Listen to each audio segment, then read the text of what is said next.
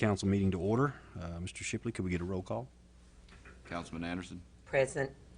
Councilman Woodford. Present. Mayor Swallows. Present. Vice Mayor Epps. Councilman Albright. Present. Have 4 present, 1 absent. We do have a quorum. Thank you.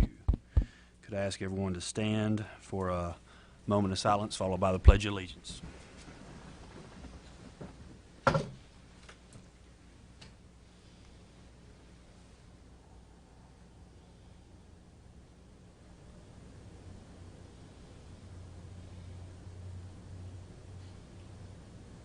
Thank you.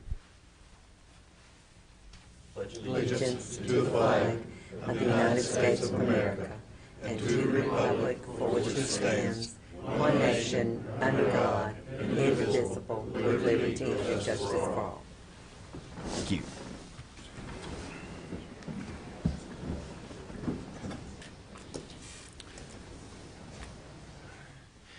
Come on in, we got plenty of seats up front.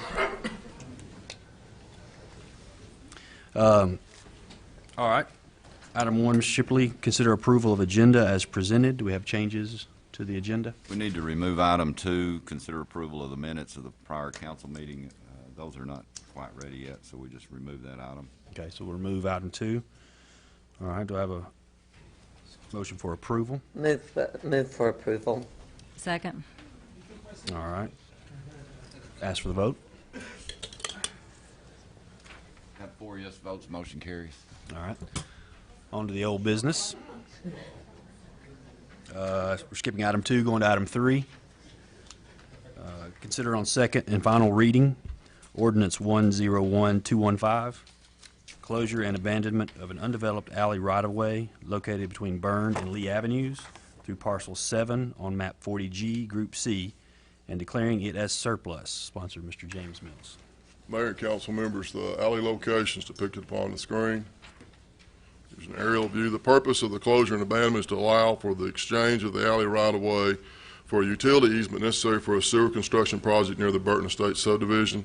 The Planning Commission has recommended for approval of closure and abandonment and conveyance to the adjoining property owner in exchange for the property identified by the Water Quality Control Department as necessary for the sewer extension project, subject to compliance with the municipal code. The Planning Department concurs with this recommendation. We've received no calls or comments since first reading. Thank you, Mr. Mills. Do I have a motion for approval? So moved. Second. All right. Any discussion from the council? And you've had no phone calls? No, ma'am. Okay. Any discussion from the audience? Seeing none, ask for the vote. Have 4 yes votes, motion carries. Thank you, Mr. Mills. On to item 4. Consider on second and final reading, ordinance 101-216, rezoning 580 and 600 Cora Road from MS Medical Services to RD Single Family and Duplex Residential. Again, sponsor Mr. James Mills. Mayor and council members, the property is depicted on the screen. Here's an aerial view of the area and the current zoning of the area. The Planning Commission has recommended for the approval of the rezoning of parcels 6301 and 6302 on tax map 39. The Planning Department concurs with this recommendation. We have received some calls and comments from residents in the area since first reading. Okay. Thank you, Mr. Mills. Do I have a motion for approval? So moved. Second. All right. We'll open the floor just a second. We have to get the motion on the floor first. Any discussion from the council? Mr. Mills, rezoning this, what we're doing is the best for these people that already have property in that neighborhood. Is it not correct? Well, this is a downzoning from MS, which is medical services, which allows a vast array of uses that typically aren't appropriate in a residential area.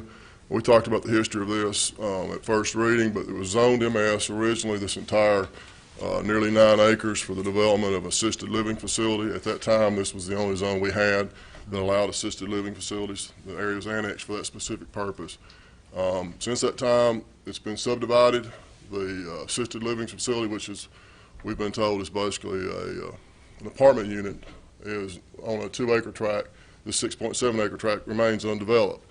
It was the Planning Department and Planning Commission's opinion that the RD zone would be better for this area than the MS zone. The RD zone is single-family duplex residential at 5,000 square feet per dwelling unit, which is what is property directly across the street is zoned.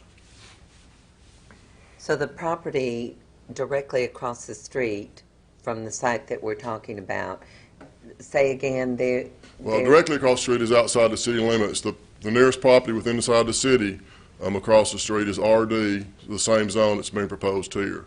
And that's about a 25 to 30 acre tract. Okay. There's currently a nursery located on a portion of that property. And I can go back to the aerial photograph if you want to see that, where the nursery park's located. And those same structures are depicted upon the zoning map there too. The box outlines, the rectangles are. So from a zoning perspective, RD is a little more protection than MS is. We believe it is, yes, sir. Is this property all owned by one person at this point in time? It's owned by one group right now, yes. Well, let me take that back. The apartment complex or the elderly assisted living facility is owned by a different group than the 6.7 acre tract is. Okay. Okay. Any questions from the audience? All we ask is you stand up to the podium and announce who you are, and we would like to ask you to keep it to 3 minutes if you could. Hi. I live in this neighborhood, and we weren't aware until like in the last week that they were even planning on putting duplexes in our development. Our homes are all on RS 15, and the majority of us have been there for quite a while, and it's a quiet neighborhood. We walk our dogs, and we, enjoy our neighbors. And now they want to put a bunch of duplexes, which is not at all in the personality of our neighborhood. Nobody talked to any of us about it, and we are all opposed to it. We have several people here today, and of course we have even more, but we would like at least an opportunity to meet and discuss some different options, because this would increase our traffic. We have like 24 houses there now, and this could potentially like triple the number of people who live on our little 1 mile street. So obviously anybody would be opposed to that in their own neighborhood. All right. Okay. Thank you. When did we first notify? When did we have our first reading? Well, the first reading was 2 weeks ago. Planning Commission reviewed this in November. Property's been posted since then. There's been notice in the paper. We mail out typically within 600 feet of anybody from the property located within the city limits. Same process was followed for this as we do any other rezoning. Any other comments from the audience? Any discussion from the council? Mr. Mills, they were talking about the developer, or whoever's doing this, is wanting to build duplexes. Is that? No, we have no development plans. Let me go back to the aerial photograph. If you're familiar, and I guess all the neighbors out there are familiar with the property. Front portion of this property, for at least 75 feet, is within a TVA easement. There's also a creek that runs through this. The property south of the Lower Creek Assisted Living Facility, a subdivision has been approved by the Planning Commission. There's a creek, the same creek runs through it. By our public works standards, any creek, and this is a blue line stream, must have a riparian zone placed on this. The creek to the south here was 120 feet wide from the center of the creek, so that same area would approximately apply to this property. So basically the only portion that could be developed would be the portion to the west. That will limit the number of units that can be developed there. Even under RD, that doesn't mean you can just put a bunch of duplexes. They're on individual lots, so it would have to be subdivided, streets would have to be built. So the number would be greatly reduced. Proper lighting and everything, right? Yes. It'd be developed just like, it's not saying it's going to be developed as duplexes. The property owner currently has no plans or has not submitted any plans. They prefer it to be a residential zone instead of a medical service zone. Right. Yes, sir.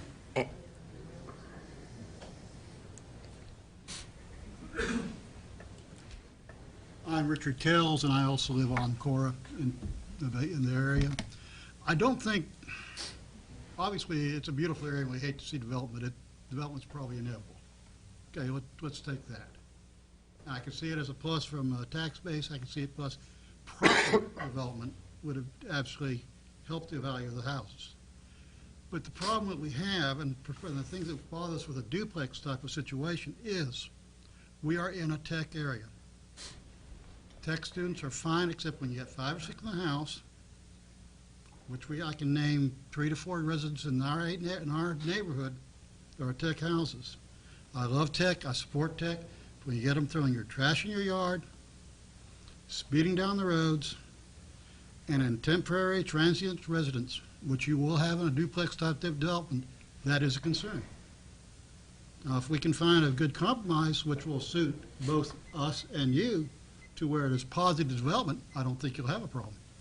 But I do have a very, very severe reservation in bringing non-single-family residentials, rental groups, into this neighborhood. It's not a large neighborhood, and there are a lot of kids in it. There are people walking out there all the time, and you have people zipping back and forth like kids do. It could be a problem. Thank you, Mr. Kells. Mr. Mills, everything was done to notify, correct? You put up Yes. signs? Yeah, but several people, and I've had a couple of calls, live several hundred feet away from here, and we don't notify that far out. Okay, and By how far- written notification. How far out do you notify? 600 feet from the property line, Okay, within the city limits. If you're outside the city limits, there's no zoning anyway. Your property can be developed in any purpose, so we don't notify outside the city limits. right. And then you also post signs, Yes. correct? So anybody driving by that property could have seen those signs? Well, I've had one gentleman that came to see me, he was questioning why he hadn't been notified. He lives off Rachel, indicated that he never drives by there, so he didn't have an opportunity to see the sign. So, we can't control that. I know this is a repeat, but you did say that nobody has submitted plans for developing that. This is just a rezoning. That's correct, and the property owners are here if you've got specific questions. But again, the MS zone, and I don't want to go through all the uses, but there are uses in that zone that, in our opinion, the planning department and planning commission opinion, are much worse than single family and duplex in terms of impact on properties. Right. So, I mean, Sorry. go ahead. Can you give us an example? I mean, besides the assisted living, I'd like to hear. Thank you. Yes, ma'am. Hospitals for the treatment of human ailments, psychiatric hospitals, ambulance service clinics for medical, dental, chiropractic, optical, similar facilities, alcoholic treatment facilities, methadone treatment facilities, birth control information centers. A lot of these uses we didn't think were appropriate. And again, the reason why this project was zoned MS originally in 2002 when it was annexed, this was the only zone we had at that time, it's been changed since then, that allowed the assisted living facilities with care, which is what we were led to believe was going to happen on that property. And that's why it was zoned MS. And it was the whole entire approximate 9 acres was zoned MS, and it's since been subdivided off. This other part's available for sale and for development for any of these uses. Right. So, Mr.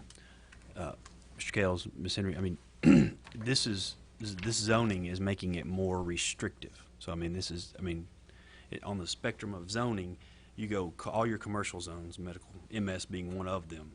And as you go down the spectrum to residential, it becomes more and more restrictive as to what you can put there. So in our eyes, this restricting it more, which we think is helping you. Because as of right now, if it were sold to a different developer, that list of stuff every one of it could be out there, and there's nothing we could do to stop it. But being more restrictive, I feel like would help you. But I don't know if you see it that way, but it is more restrictive, and you're more than welcome to get up again.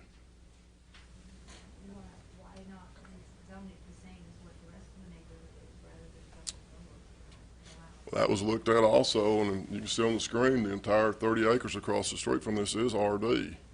So it's not out of character for the area. I realize that, but it doesn't have to stay a nursery, and only a portion of the property is actually used for a nursery. It could be developed as RD development at any time.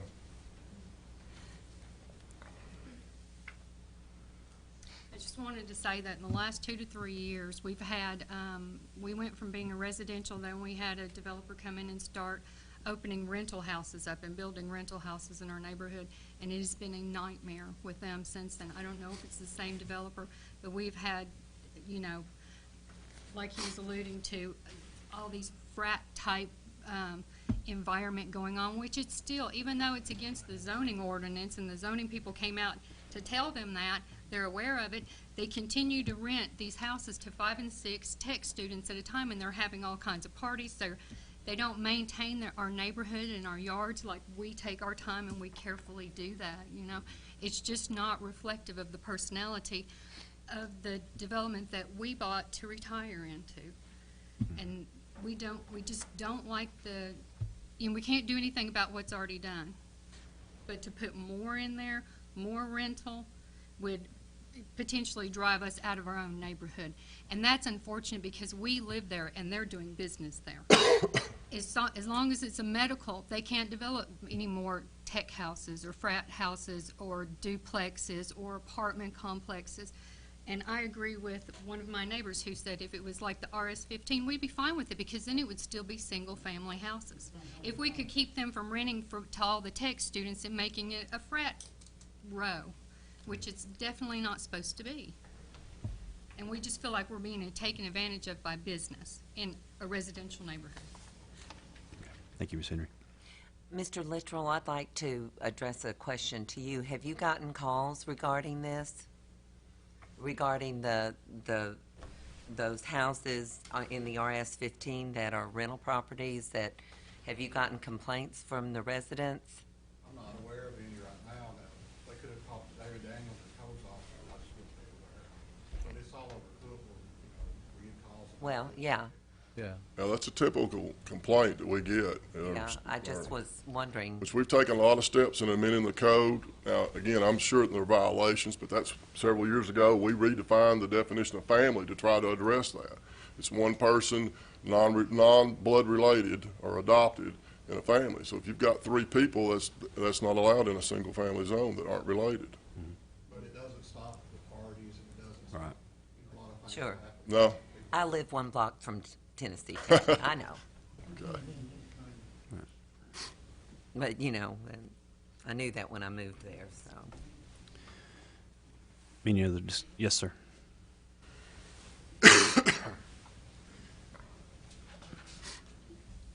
Just, you know, question, and I don't even pretend to know zoning laws and government and everything like that. I honestly don't.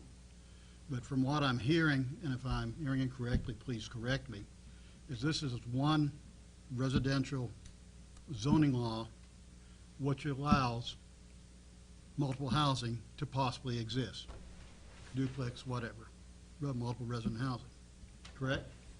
It allows up to duplex. It doesn't allow triplex or apartments. no The apartments. duplexes have to be on individual lots. You can't group so you have to develop it as a subdivision. But it's a multiple resident, so duplex. Is more Duplex. than one person Two living in family.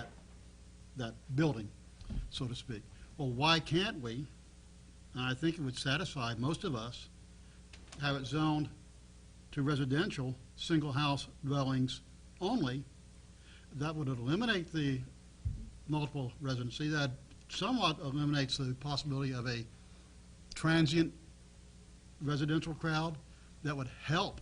It wouldn't eliminate, because I can tell you like this, 3 or 4 tech houses in the neighborhood now, which we try to be tolerant because we try to support tech. But you're opening up to you more. Why can't we get it zoned to just single housing residency in that zone? What are you going to do with that existing building out there that was zoned MS to start with? It's there. It's You there. cannot- You cannot. How would grandfather that. how would it be zoned? I'm sorry, sir, like I said, I'm not an expert. You Well, tell me. We- Yeah, we- Anyway, with all those people living in, it's like an apartment complex now, so it's actually against the zoning that we're trying to. It would be classified, and this was talked about first reading, be classified as a non-conforming use, a legal non-conforming use. It could then be, it's grandfathered in. It can stay in perpetuity. Did the owners of the property come and ask for this Yes, they did. change? Okay, so, So the property owners would have to ask. I mean, not to speak down to you at all, but I mean, of course, you couldn't ask to have another person's property rezoned. So the property owner has to initiate that. The And so property owner- their request is to initiate the RD zoning. Well, there's two ways for rezoning. It can be initiated by the city or requested by the property owner. Well, okay, I'm sorry, I'm not following you. The property owner has to request the rezoning. Correct. And they have, so they've requested They the requested RD. rezoning at this So level. they would have to request it So a different They would level. have to resubmit the zoning request for single residence, Correct, or we turn this down. correct. Well, then we turn it down, they can resubmit it as single housing. That'd work for me. Okay. Thank you. I mean, I've seen the council before. I mean, Well, I think, somebody- this has been reviewed by the planning commission. If you go to a more restrictive zone, I think you've got the option on that. Yeah. I think the planning, I don't, we'll all defer to Mr. Rader whether this requires resubmittal to the planning commission, but, you've got the option to look at other zones. if it's a more restrictive zone, I don't think it would have to go back to the planning commission. But I mean, I've seen councils before with a request for RS-15, and they'll say no, but we'll approve RS-10. Well, you may want to talk to the property owners Yeah. before. There is a single-family zone that has the same density, it's RS5, 5,000 square feet per dwelling unit, but it's single-family only. Part of the reason that the planning commission considered the 5,000 square feet was again because of the physical constraints to this property. A Because, large portion of it can't be developed. do you know where that, I know on the aerial view, I couldn't make out the stream that you were talking about. I mean, I know that a lot of times we It's see basically those. where the 600 is.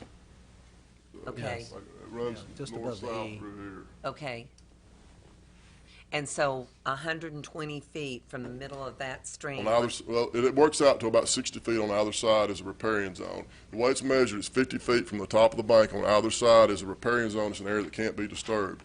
In addition to that, the rest of the property between the creek and, of course, I haven't seen a survey of this, so there may be a gap in there, but a large portion of that area between the creek outside the riparian zone and Core Road is within a TVA power line easement, which is 150 feet in width, 75 feet on either side. So, do you have an estimate of how many 5,000 feet lots there are there? Well, when you subtract for streets, and we typically, for right-of-way, which is 50 feet, we usually use 20%, so we'd estimate between 10 and 15 on the 10 upper and part up 15. there, at 5,000. Now, if you just look at the whole entire tract and didn't consider any, the tract consists of 6.7 acres. If you just divide that by 5,000, it comes out to about 58 units. Now, that's not duplexes, that's units, so that would be 29, but again, at least 30% of this property can't be used. And again, they have to be on individual lots. You can't do an apartment complex. They have to be on individual lots that each are 5,000 square feet and meet the dimensions of the. Now, on a duplex is a 10,000 square foot lot. It's not a duplex on 5,000 square feet. It's 10,000 square feet. But there is a single family, there is an RS5 zone that's 5,000 that does not allow duplexes. Yes, ma'am. For coming back up. I checked the zoning map this morning, and I don't have a pointer. Here, I'll go back to the zoning All of map. these, I want to. Here's the zoning map. as you can see, these are all RS-15 homes, all the way up to where they're wanting to rezone. This is outside the city limits, so that's beyond anything we can address anyway. This is a nursery. This is RS-20. And those up there are RS-15 and RS-20. This would be the only place in all of the surrounding area that would be an RD residential duplex 5,000 square foot lot. And according to my math, if they've got well over 6 acres that could be dedicated to just putting duplexes in, at 5,000, each acre being around 45,000 square feet, divide that by 5,000, and that tells you there's like 40 potential units that they could put in with 2 families on each side. We have 24 right. houses along our road right now. They just approved for 40 more here, that takes us to 64. Now they want to put more duplexes up there, and we have a 1 mile street. 1 mile. But the majority of it's taken up by this nursery. So they want to just cram all this down our throats. And just so I can let you know about some of the things that we've endured for the last few years with some of the tech students, we woke up and had our trees in our yard decorated with beer cans. We woke up to having them park all in our yard. They've went through and mudded our yard, tore it all up. They are still there, even after the codes came out and told them they could not be. The rental property moved them out to turn around and move 5 more in right behind them. They live next door to me as we speak. They're in violation now. So what makes us think that they would be any better neighbors? And why do we have to have such a huge change in our neighborhood so quickly? We just found out about this a few days ago. There are no signs on there. I drove past again today just to make sure. There's only a First Realty for sale sign, one. That's the only sign up in this entire area, all the way down through here. Have you talked to the owners We about don't even know who the owners are. Okay. The only reason we were even aware of it is because we seen an article from your last meeting online. And that's the only way we even knew about it. So I think that if any of you, if it was going to happen in your neighborhood, you would be vehemently opposed to it as well. And I just hope that as citizens, you protect our rights and not just the rights of businesses to develop. Because we're already there, and we plan on staying. Thanks. Thanks, Ms. Henry. You know, as far as I know, the property owners are probably fine with leaving it as MS and letting it and selling it for uses in MS. I mean, that's was the Planning Commission's concern, was that, you know, it's an opportunity to reduce the zoning out there. The properties outside the city limits have no zoning. They can be developed for any purpose that you can develop for. There's no RS-20 in the white. This property is surrounded by properties outside the city limits. So that's, in the area south of this, the lady was referring to is RS-15. It's being developed as an RS-15 single-family subdivision.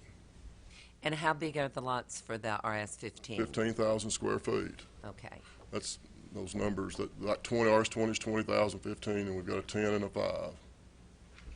Rezoning is always a ticklish subject, and I just want to very respectfully say here that, yes, that is a nursery right now, but it is zoned RD. And should that nursery ever change hands or be passed down to heirs, you know, then it will be, you know, so it can be zoned as the duplex homes, you know, and it's, you know, the other thing about zoning is that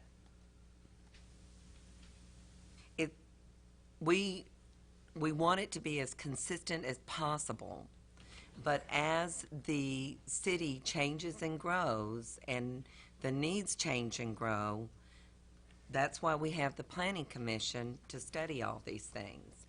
And the Planning Commission meets on a regular basis, and this is not done lightly. They do a great deal of study going into it. And that's just a comment. Yes, sir.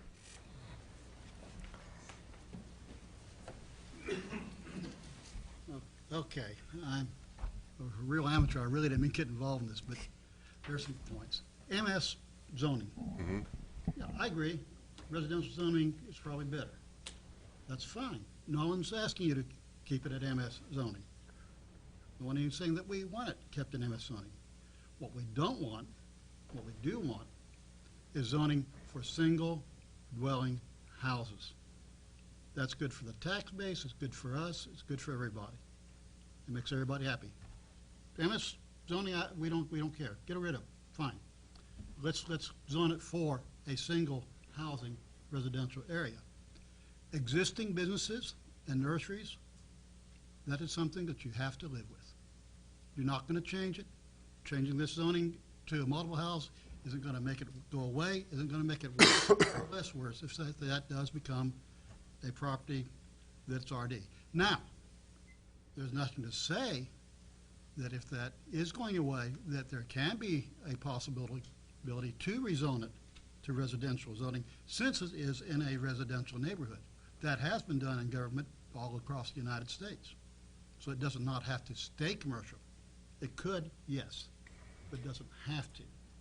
But in the meantime, we could solve the problem of the bigger plot that exists now from becoming worse and putting it as a single, excuse me, I thought I had that turned off, and putting it into a single residential area. I mean, that's our big quarrel, is that I just don't think that putting multiple houses, duplex or whatever, into a residential neighborhood is a good idea for any of us. It's not going to help property values in the long run. It's better than MS, absolutely. That's not the question.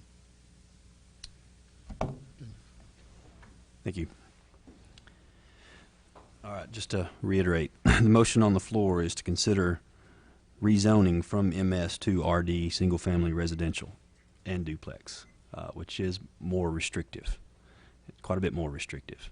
And if there's any more discussion from the council? I do have one more question. Mr. Mills, if we go on ahead and pass this tonight, does that keep anyone from coming back to the Planning Commission and ask for that to be rezoned again? No. No. They could request tomorrow. Well, 14 days after the ordinance becomes effective, they could request Okay. for another zone. And we'd go through the same process. Public hearing by Planning Commission, they'd review it, make a recommendation to the council, public hearing before the council, and 2 readings of an ordinance.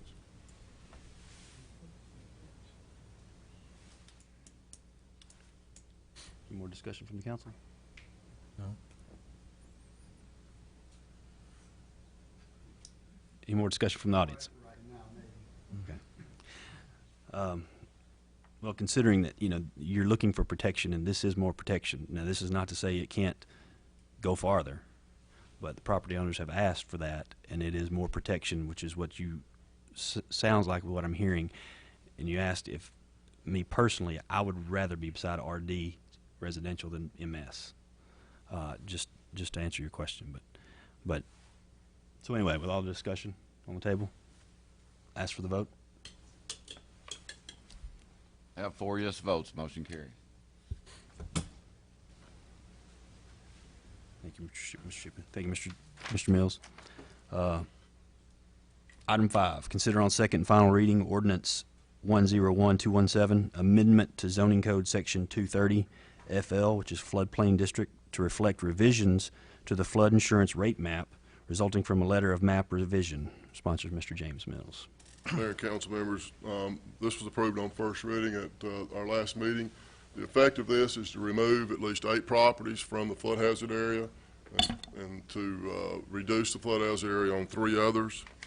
The planning department recommends for approval, and we've had no calls or comments since first reading. Have a motion for approval. So moved. Second. Any discussion from the council? Any from the audience? Seeing none, ask for the vote. Have 4 yes votes, motion carries. Thank you. On to item number 6. Consider on second and final reading ordinance 101218, amendment to the zoning code relating to package store locations. Sponsors Mr. James Mills. Mayor and council members, since first reading of this ordinance, the city manager, city attorney, and I have discussed the potential need for the proposed zoning code amendments to be resubmitted to the Planning Commission for their review and recommendation. The concern is whether there's been a substantial change from when the Planning Commission originally considered the amendments in November, specifically the fact that at the time the Planning Commission reviewed the issue, they were under the assumption that the number of package stores would be limited to 4, and it now appears the number will be determined on a free market basis. Since this change may have influenced the Planning Commission's recommendation, the Planning Department now recommends that the proposed changes be resubmitted. I think our city attorney or city manager can speak on this issue if you have any questions. The only thing I would say, I did recommend to the council and to the planning department and the city manager that this zoning be resubmitted to the Planning Commission for reconsideration. I think anybody who has kept up with the discussion at the work session, and I know Ms. Engel, I guess Ms. Clark now, has written articles in the paper about this, that there has been a fairly vigorous debate among the council members involving some of the zoning. When the Planning Commission considered this, the ordinance that was anticipated to be presented would limit the number of package stores in the city of Cookeville to 4. now that there is no specific numerical limit, but as based on the free market, I do believe that the Planning Commission would need to revisit that, and so it was my recommendation from a legal standpoint that this be resubmitted to the Planning Commission for their recommendation with respect to the zoning for package stores since there is no specific numerical limit at the present time. Do you have a motion? I'd like to move that we disapprove the second reading of this ordinance, the amendment to the zoning code relating to package store locations, and return this to the Planning Commission for review, since we have had substantial changes that have been made by the council since the Planning Commission approved zoning in November, expecting the number of package stores to be no more than 4. I second. Second. All right. Any discussion from the council? Definitely, we want to get this right, and we want to work it out, and I can attest to the fact that this council and the employees of the city of Cookeville and our lawyer, our attorney, and everybody who's been involved in this, we've spent hours and hours with this, and we want to make sure that when it comes down and we finally vote on it, that everything is appropriate and the way it should be. And always listen to your attorney. There you go. Yeah, like we said from day one, this is something that we're not going to try to just rush through. This is a big decision. It's something we take extremely serious. And, because of that, we're going to rely on the planning department and the planning commission to look at it again. We're not in any hurry. We want to make sure we do it right and get it right the first time if we can. And so that's why we're going to take our time, be patient with us, but we're going to figure it out. So that's the reason we're sending it back. But any comments from the audience? Seeing none, ask for the vote. 4 yes votes, motion carries. Mayor, before you go to the next item, I think it'd be appropriate to announce that we intend to add this on to the Planning Commission agenda Monday night, Okay. which will be held here at 5:30. So Monday night, 5:30, the planning commission will meet in this room to discuss that topic. So it is open to the public. Anyone and everyone's invited to attend. Thank you, Mr. Mills. On to the new business portion of the meeting. Item number 7.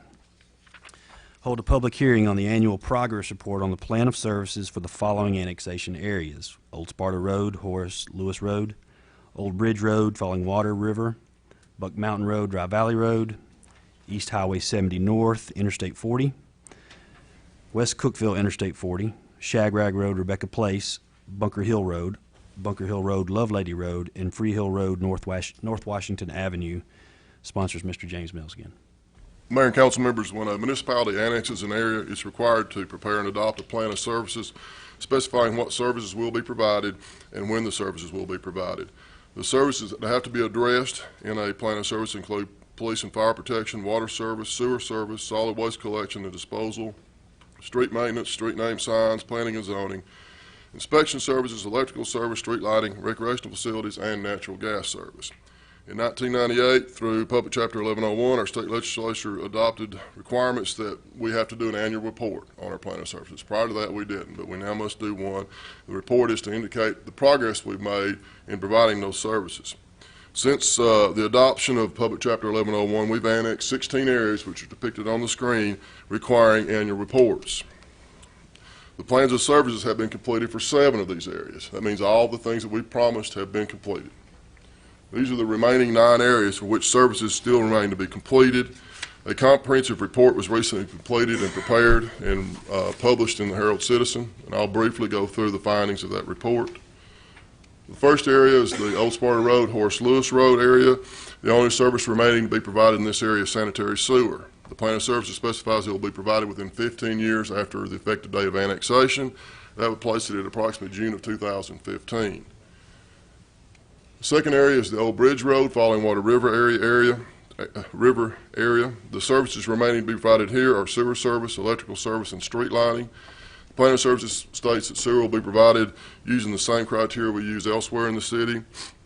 that electrical service will be provided within 3 years after the city acquires the service area. The electric department reports that electrical service and street lighting is expected to be completed in about 3 months. So after that, all we'll have is sewer service.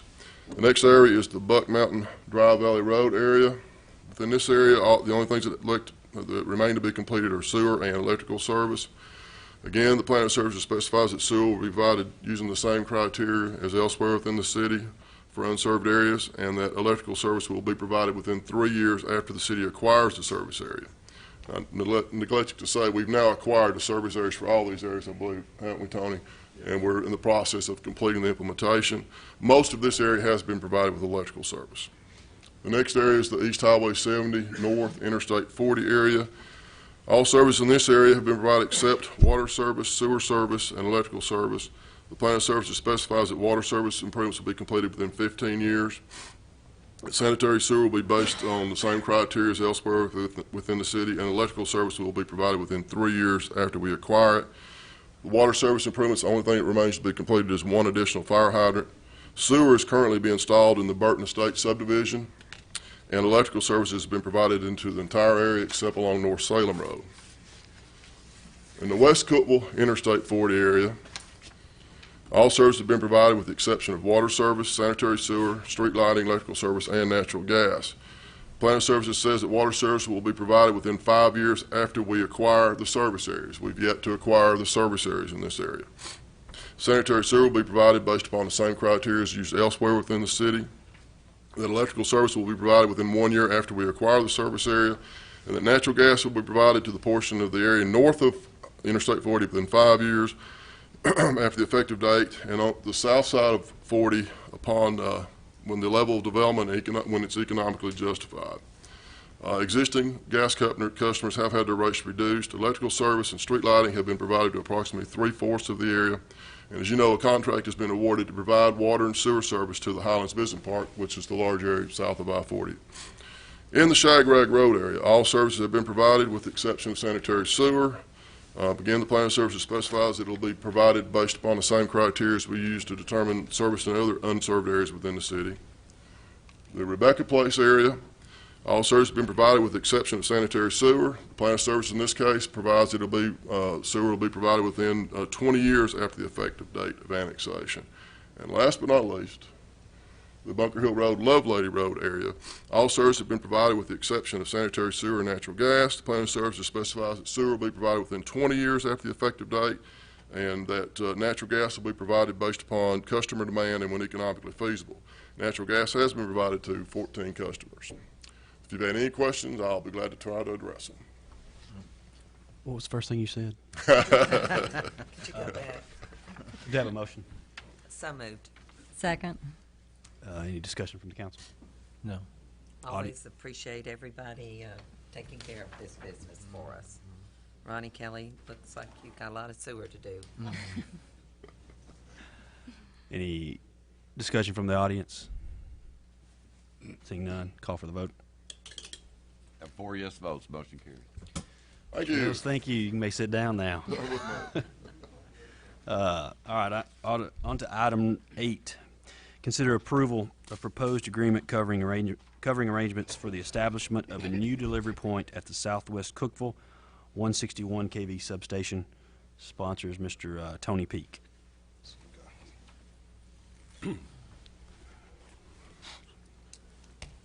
Mayor and council, this item is relative to a new Southwest Cookeville substation that we've been planning for some time down in the business park area. You probably remember me discussing that with you during the budget hearings. This is basically just a standard agreement that we have with TVA on the 4 other substations we have. It just sets out who's going to do what. The city of Cookeville is going to build a substation. TVA is going to provide the power that we need to power that substation, and talks about metering and other things. And again, it's just a standard agreement, and I would answer any questions you might have relative to it, but I would recommend your approval.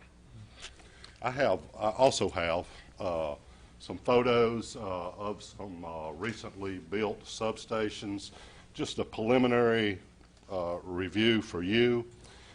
James, if you would, that's just a standard chain link fence. James, if you would flip, please.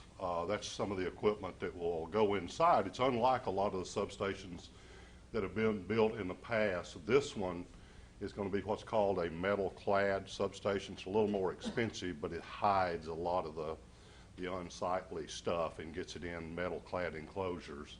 And we're also considering, those photos are not very good, but we're considering it being in the business park, building a really nice fence around certain sides of that. And again, those were just to let you have an idea of what we're thinking about doing. And back to the item, I'd recommend your approval. Do I have a motion for approval? So moved. Second. Any discussion from the council? No. Any way we can get TVA to pay for all that? No. Any discussion from the audience? Seeing none, call for the vote. Have 4 yes votes, motion carries. All right, item 9, consider awarding bids for transformers for Southwest Substation, transformers and luminaries, sponsored. This Mr. is Pellegrini. a somewhat of a follow-up, at least one of the bid tabs is, to what you just approved. Substation transformers require about 6 to 8 months delivery, and we're hoping to bring that substation online sometime shortly after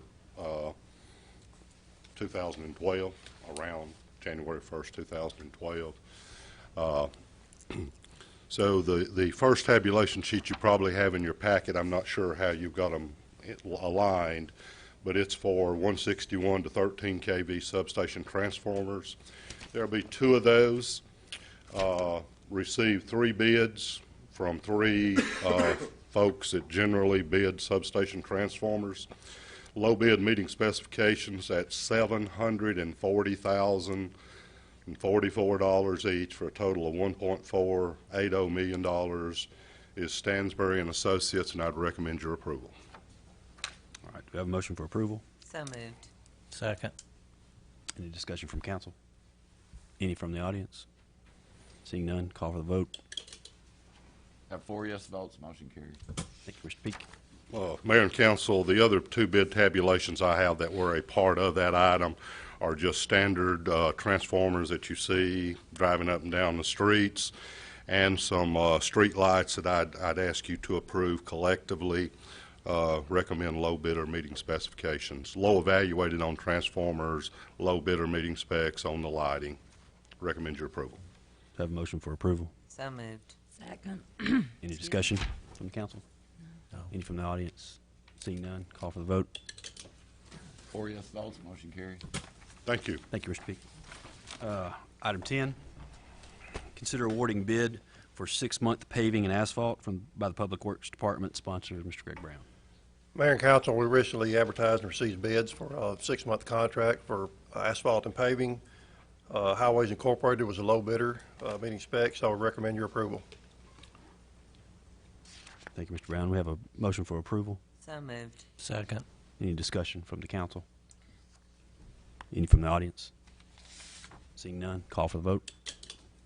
4 yes votes, motion carries. Thank you, Mr. Thank you. Brown. All right. On to item number 11, hold a public hearing and consider on first reading ordinance 110119, retail package stores. Sponsors Mr. Jim Shipley. Mayor and Council, this is a little recap of what we went over at one of the work sessions. This ordinance will replace in its entirety Title 8 of the Municipal Code, and will amend, and it will replace in its entirety Title 11, Chapter 6, Section 11601 of the Municipal Code.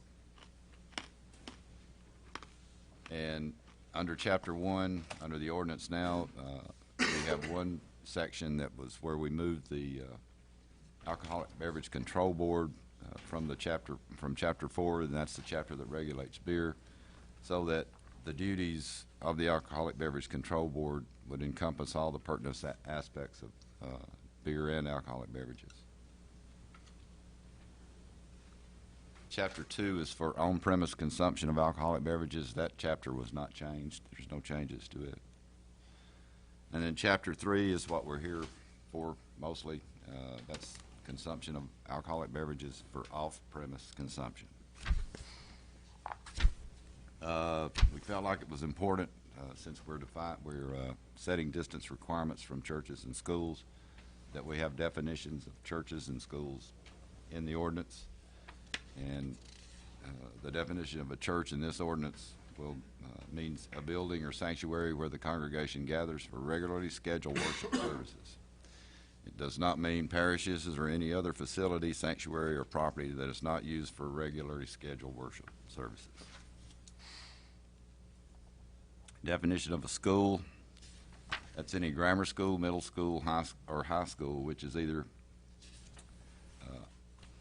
owned by and operated by the Putnam County Board of Education or by a church.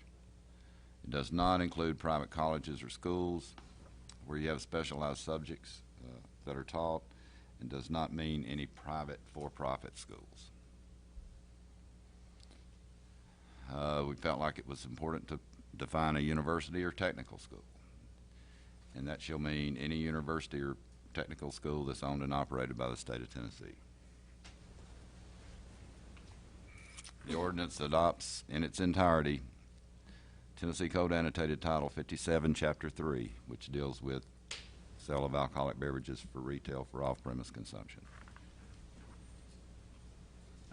It levies an inspection fee of 5% on the wholesale price of the alcoholic beverages that are sold by the retailer, and it levies 5% because that's the maximum that state law would let me put in there.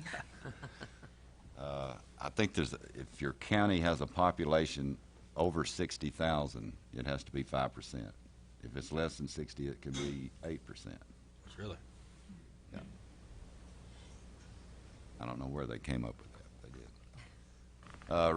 Residency requirement. Right now, the ordinance requires that you be residents of Putnam County for the preceding 2 years of your application, for at least 2 years.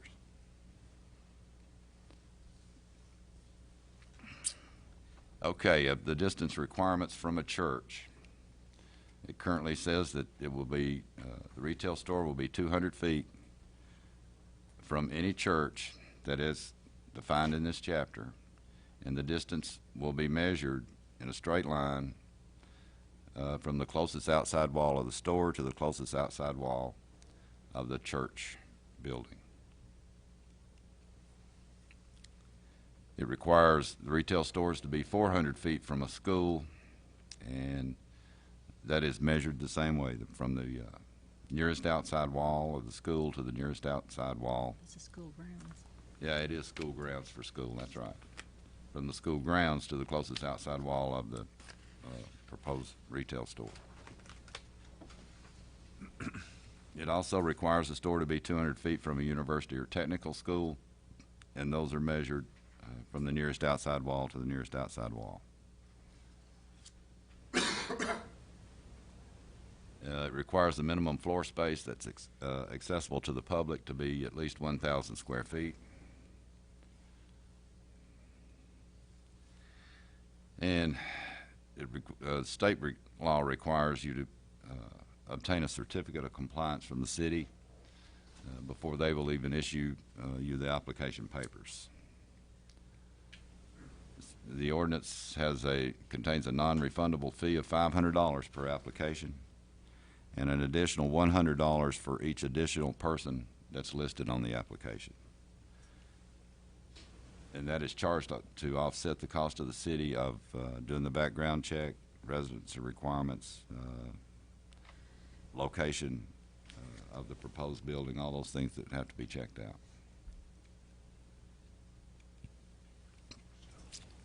The ordinance delegates to the city's Alcoholic Beverage Control Board the authority for issuing the applications, for approving the applications, rather than the city council. And if for some reason the board denies an application, the applicant can appeal to the city council if he does it within 5 days, 5 business days. State law says if you've been convicted of a felony within the last 10 years, you cannot own a liquor store, period. And once the application's approved, the mayor will sign it, and then that's part of the application for the applicant to take to the state to get their license. We felt like it was important to just not let somebody get approved and not ever open a store, so there's a 6-month deadline for opening the store once their certificate is approved. And it does provide for 2 3-month extensions if they have some sort of hardship. Chapter 4, beer and on and off-premise consumption. It deals with both of them. The only major change is to the special events permits, section 8-422. Special event permits may only be issued to bona fide charitable or nonprofit organizations and to the city.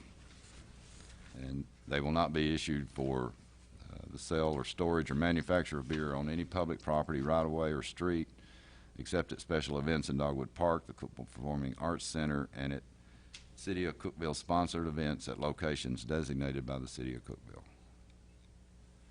Title 11, Chapter 6, 11601 deals with drinking beer, alcoholic beverages on streets, etc. This amendment does provide an exception to that section where they do have a special events permit. And that's the end of my report. Do we have a motion for approval? So moved. And a second? Second. Any discussion from the council?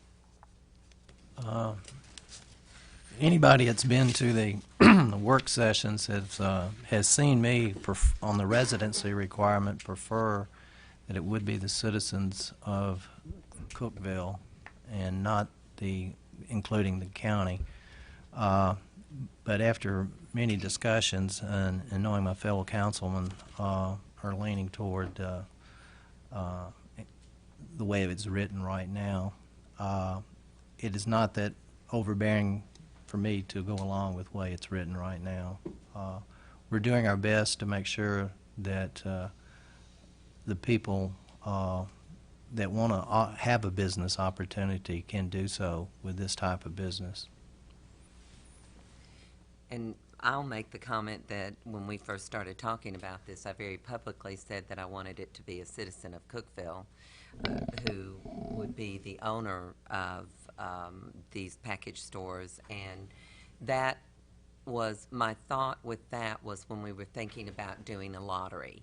But now that we're leaning away from a lottery and more into the free enterprise situation, I definitely feel like, you know, the residency requirement of being a citizen of Putnam County would be beneficial to all. So just in case somebody heard me say adamantly I wanted it to be a City of Cookeville resident, now with the change in the way we're doing this, I think that gives the opportunity to everybody in Putnam County.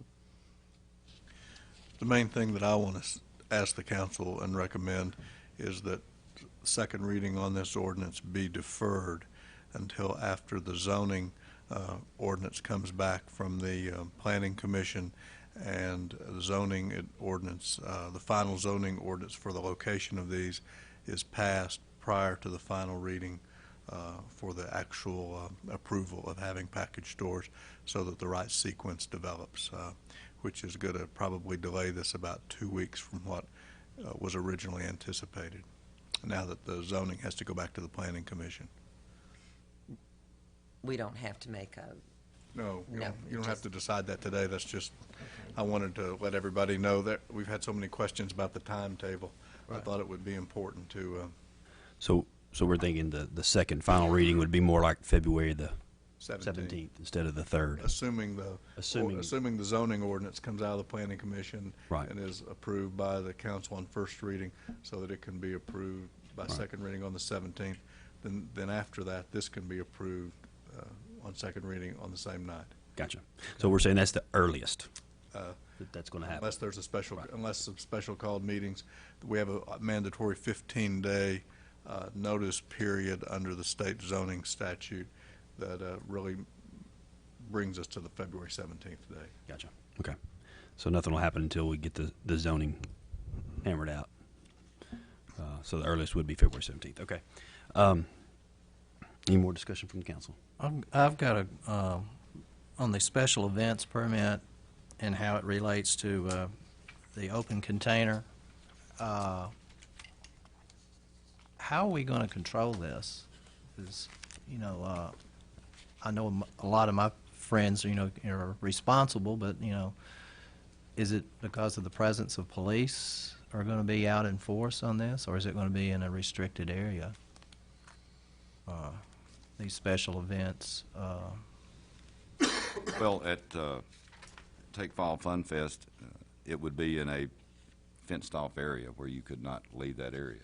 Okay. We've had a lot of, believe it or not, a lot of requests to do that.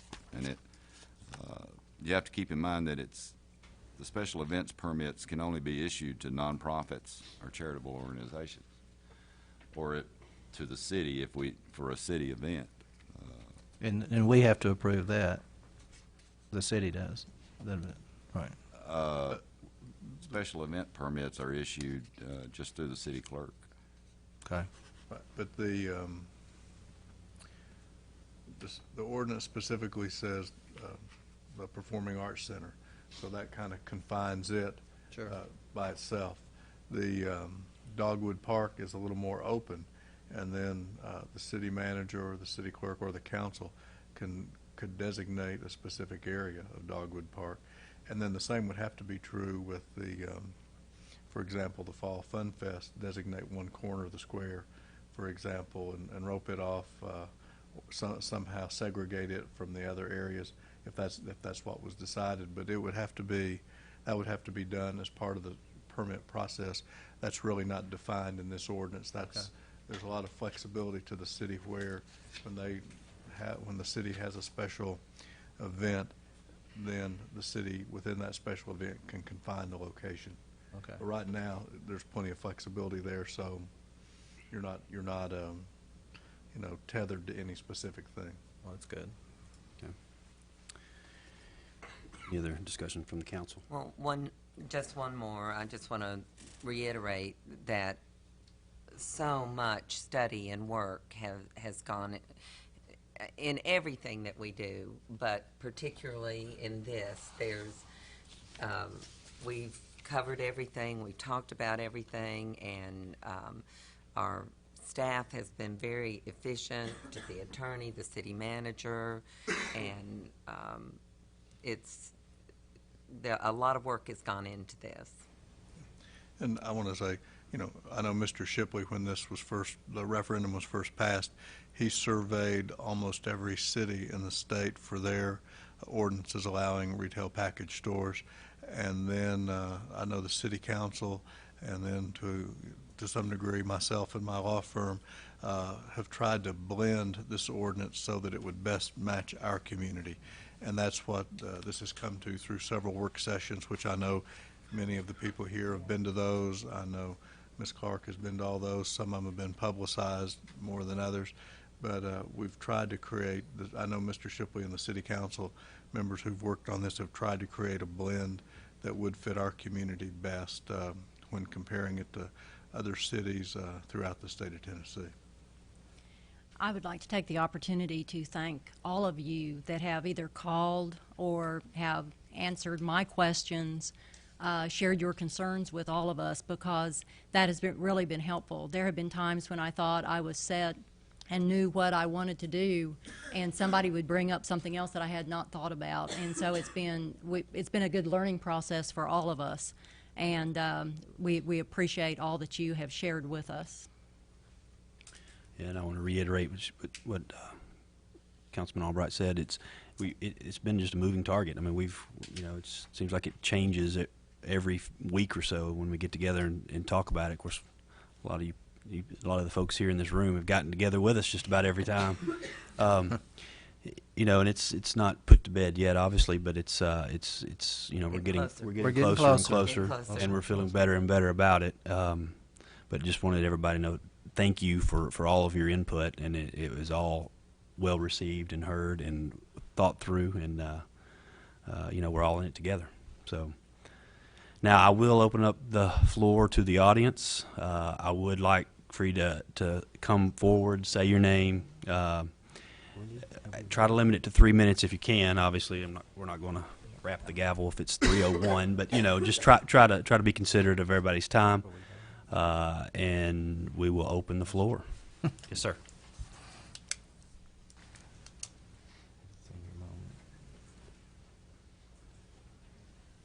Thank you so much, Council. My name's Steve Taboo of the River Community Church, and just want to thank you for being such good listening ears at the planning meeting and everything else. I do appreciate all the time that you've put in it, and it's obvious that you have. I would like to recommend that you oppose this ordinance for what my primary reason I will share. My secondary, I just saw that on the screen, and my understanding is now we're going to be able to sell alcohol at Fall Fun Fest, which has been a very big bragging thing for me, for all my friends in our community, that we have an alcohol-free event that everybody takes their kids to. We've been making animal balloons for the kids for the last 8 years there, and they come Friday night, they stay late. I have no fears. It's very much a family event. So I would definitely ask, and I know you said, well, it's going to be a sectioned off place, but the next election, the next city council may say, well, you know what, that wasn't that important. We're going to just open it up to everybody. So you guys, as our leaders of our community, have the chance now to protect our community from things of that. So that was the first thing that I didn't understand that. But the second thing, and I apologize for being so late in the game to conversate with you, but it had always been my understanding that there's only going to be 3 or 4 stores awarded. And it just recently came to my attention that we're going with the free market system. Which sounds great as an American. I love the free market system, but there are certain things that we limit based on wisdom. My understanding, do we limit the number of mobile home parks in the city? You're not allowed to put a mobile home park just anywhere, right? We do that for wisdom for our city. I believe that the idea of a liquor store requires the same wisdom. Responsibility is on all of us. And as I've talked to each person, I realize that you guys are coming at this from an honest person's perspective. As I honor you for that, because you're honest people. I grew up in Memphis. The liquor stores in Memphis are not what you're thinking of. And I can't see anything in this ordinance to hinder anybody from starting the liquor stores that I saw in Memphis here in Putnam County. Each person I've talked to has said, well, they've got to be a resident of the county. Well, that's great, but I know plenty of people in this county that would sell their mother for $5. And I think you do too. So I don't think that's enough limitation.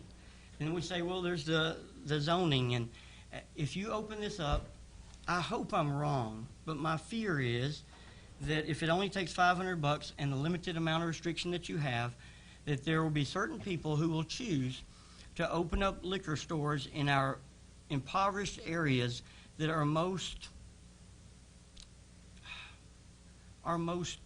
dangerously fragile with their families. I counsel families about this all the time. I know that we're going to put some in, but what I challenge us to do is to be wise with that and choose to limit that. We can always go back and offer more licenses. There's nothing that says we can't. But if we start with 3, I believe they will put them in the most commercial, the most heavily trafficked areas, so they can have the greatest bang for their buck. If you offered up to everybody, then they could literally put one in the Jerry Whitson community, you're nodding no. I can show you on the map. Can we show the map? Can you pull that one up? Which one? The one about the Jerry Whitson community. According to what you're having now, whoa, Jerry Whitson School. This is the school? That's the school? This right here is commercial, and then over on Washington is commercial. About a 3-block thing that can be close to all of this. And then if you go down to 12th Street, which is also a multi-collector route according to the zone, on 12th Street, it can be put right here across from right here at the university. 12th, sorry. 12th right there. Okay, it could be put here as a commercial, again, affecting this community. Now, I understand that we're in a democracy, and I love democracy, but there are times that we have chosen as a city council to limit what we do and what we allow based on the health of the community. I want to propose that we revisit this with the idea of going back to the lottery system to look at 3 to 4 package stores that would be what I believe you desire, which is an upscale wine and spirits type store that would be in the most highly trafficked areas, commercial areas, away from neighborhoods in order to protect our families and children from difficulties that have that. I believe that you have this honest perspective. I grew up in a different situation, and I've heard it said it'll take $500,000 to start a package store in the meeting, but please understand the size store you're talking is a convenience size store, which there are several in the lower income districts available that you could rent at a low price and put cheap liquor in and sell it inexpensively to whoever comes. This is my fear, that this ordinance as written right now does not have enough protections against that type of liquor store, and that I would suggest that we relook at it in order to move it to where lesser number, higher control. I know we voted for it, I understand that, but these are my fears in doing that. Thank you. Thank you, Mr. Thank Taboo. you. Does anybody, you ask me questions, if I have any questions? I appreciate you coming and sharing your passion with us. We have not completed our zoning on this yet. I believe, from what I've talked in the work sessions that we're going to lead up to the zoning, that you will be pleased with what we're going to come up with that would restrict a package store within the neighborhood that you're speaking of, Jerry Woodson. As far as the size of the stores or the amount of inventory, where we're hoping to restrict these stores to be, I don't see a small store opening. It would not be economically feasible because of the real estate involved that we're going to try to put these stores in. Again, we're working on this, but I believe when you see the plan that we're working on as far as the zoning, you will be pleased that it's not going to affect economically deprived neighborhoods. Well, in the current one that I was given, Curly's Market on Spring Street would be one that would be a prime location, which is a challenge wherever it's approximately right here. And there are a multitude numbers. Again, these are businesses. There are several businesses in these areas that are out of, and no one's in them. They're somewhat run down. And again, I do believe it's economically beneficial. If it wasn't, they wouldn't be in every inner city community as they are in Memphis. Right. So I believe that if someone's willing, they can definitely turn $1 from that. Thank you. I would like to invite you to come to the Planning Commission meeting Monday night as well. I'd love to. Anyone else in the audience? Yes, please. Yes, sir. Mr. Mayor, council members, I appreciate you giving me time to speak here this evening. My name is John Phillips, Okay. and I'd like to talk about what Mr. Boo just spoke about just a moment. I'm concerned also about areas in this community.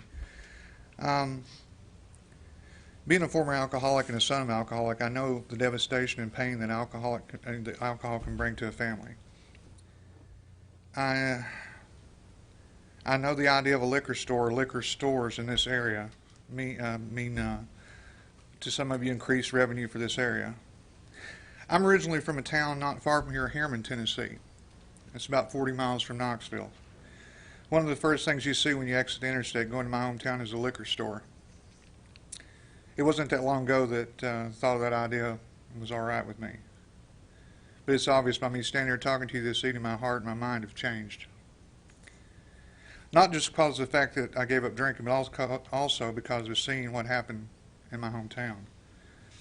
Some of the areas where I used to hang out when I was a young boy, and neighborhoods are gone. All that remains is the liquor store. As a council, I know that you're aware that there are economically depressed areas in this community, and the introduction of a liquor store in these areas could be devastating and sometimes irreversible. Again, I don't want to take up too much of your time, and I have no idea what your plans are.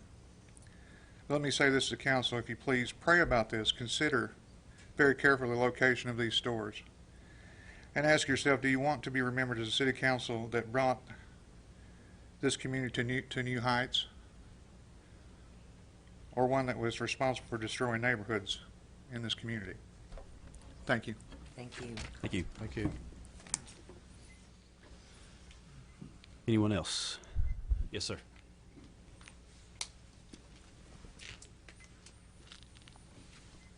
Thank you. My name is James Gribble.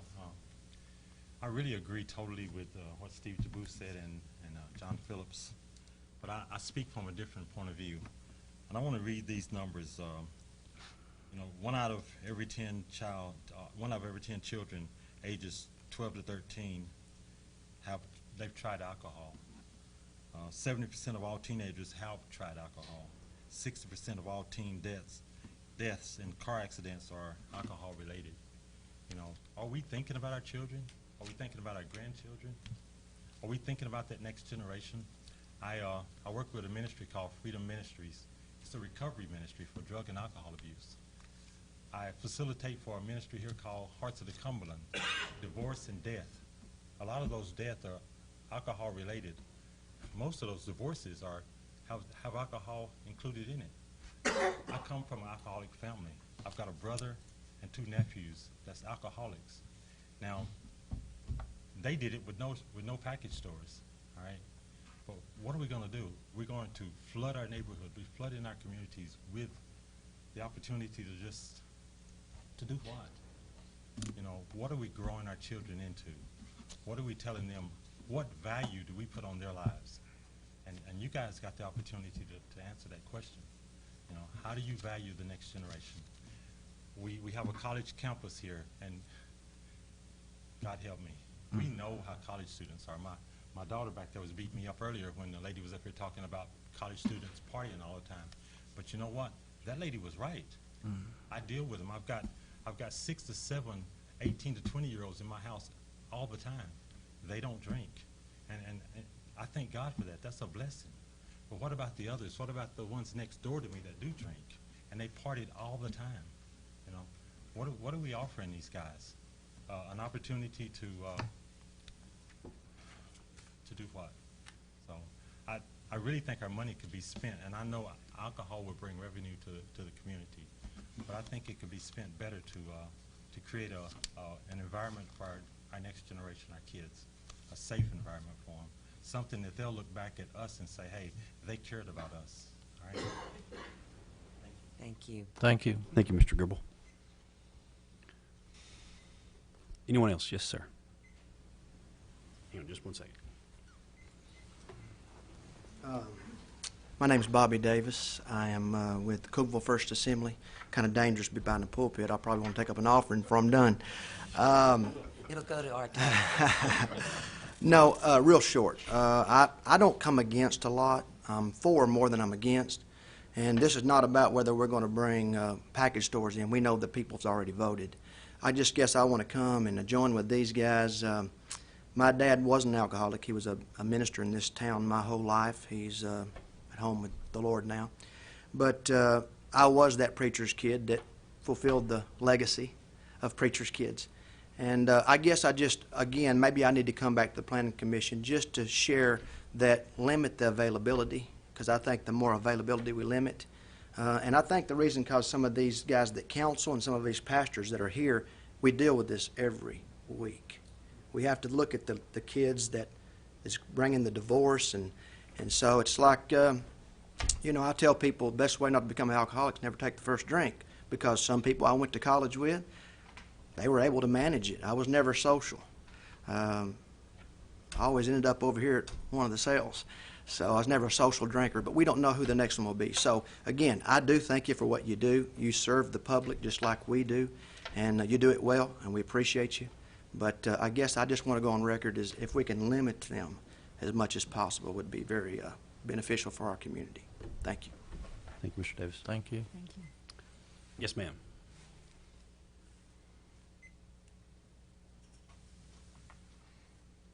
Thank you for letting me talk. I'm really nervous. It's okay. It's okay. When I get nervous, I cry. I know I look young, but I'm 20, and I have one more year until I'm 21. I wanted to give you, the 20-somethings, perspective of this topic.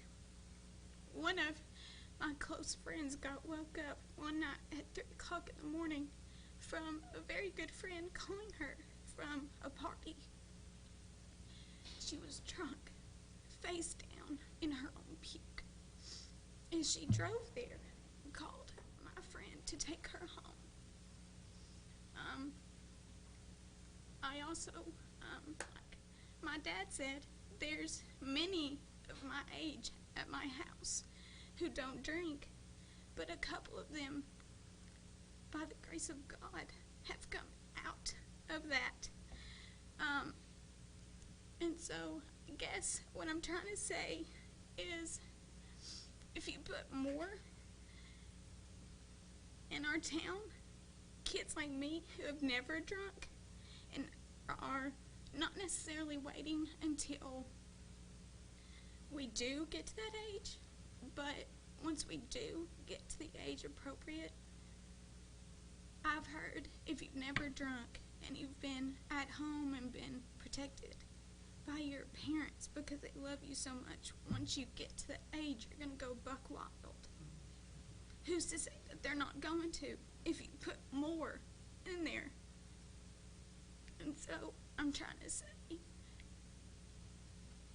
that, and I have a sister that's 2 days older than I am, and she's out there. She's a Tennessee Tech student. She's one of the ones that are probably partying. And if you put more alcoholic stores out there, my sister, my own, is going to be buying from that. I don't want that. I don't want my peers or these little ones. What about them? Who's to say that they're not going to? Who's to say that they are? But if you put more, they just might. One of the girls that live in my house, she got it from other people. And on the behalf of my friend who picked up a friend, she's at work. That's the reason why she couldn't be here. And I asked her if I could talk about this story. The girls that went to that party, their parents were there. The cops were called, and the cops did nothing about the party.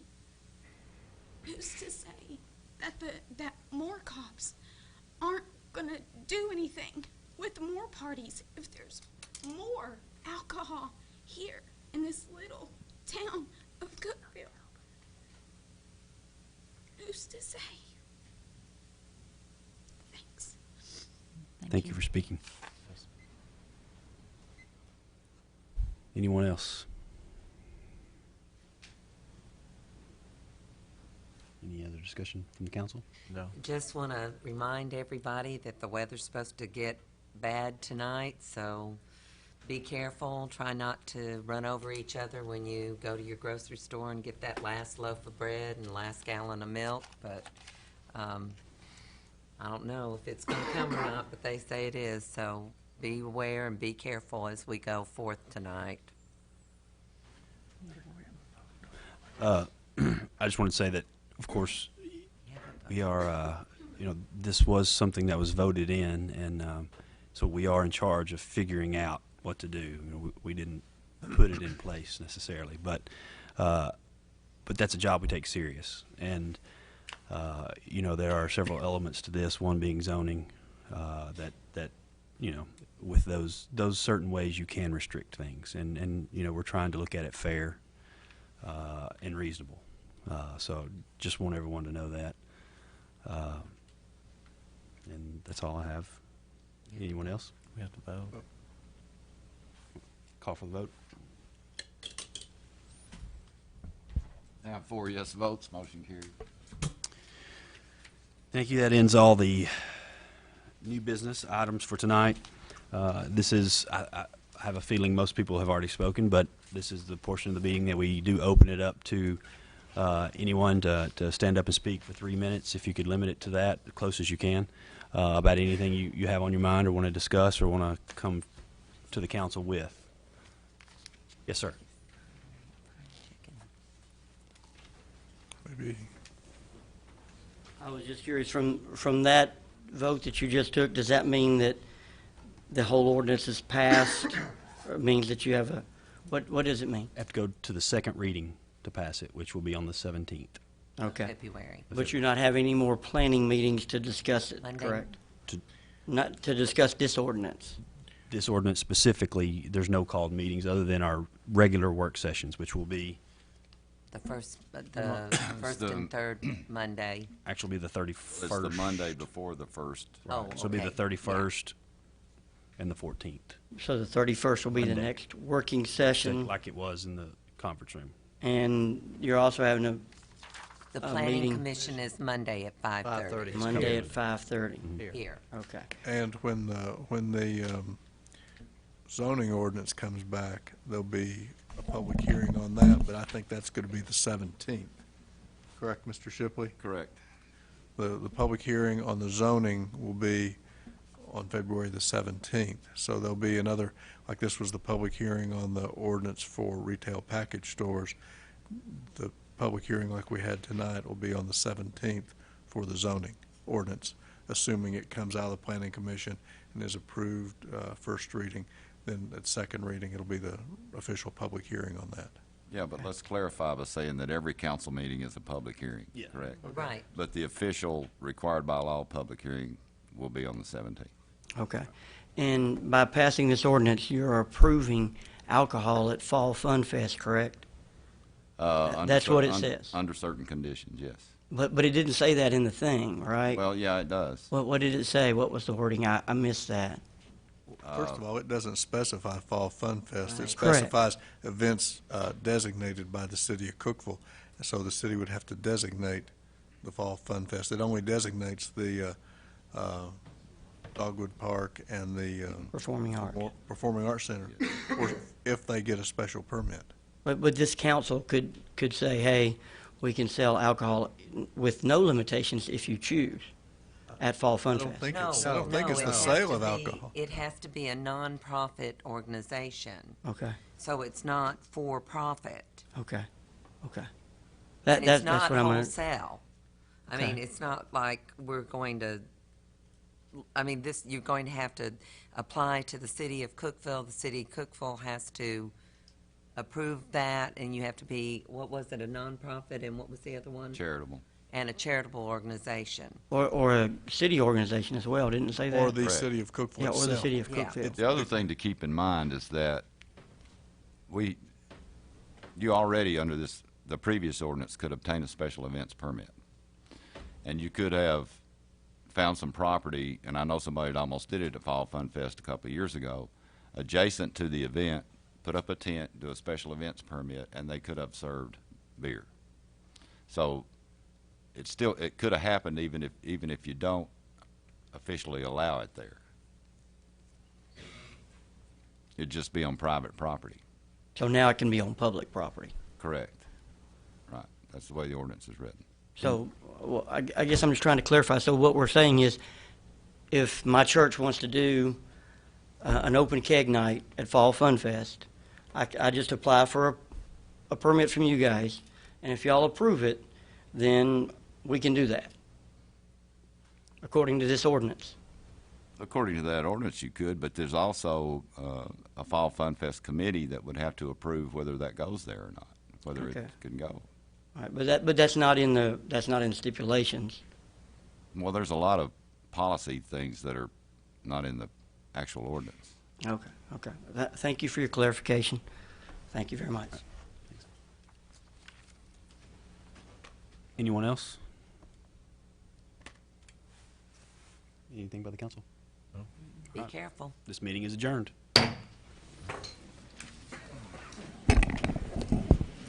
that's good.